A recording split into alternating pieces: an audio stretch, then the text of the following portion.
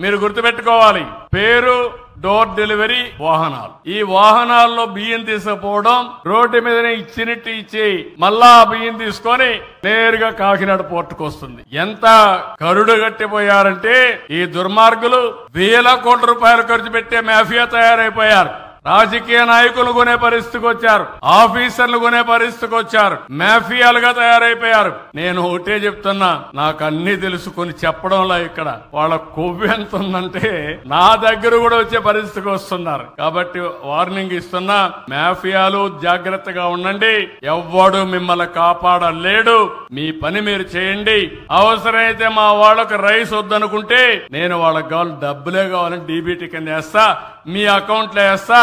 ఆ దుకాణంలో మీకు నచ్చిన నిత్యావసర వస్తువులు మీరు కొనుక్కోవచ్చు. కావాలంటే బియ్యం కొనుక్కోండి, లేకపోతే ఇంకొక పక్కన పోతే మీకు కావాలంటే చక్కెర కొనుక్కోండి.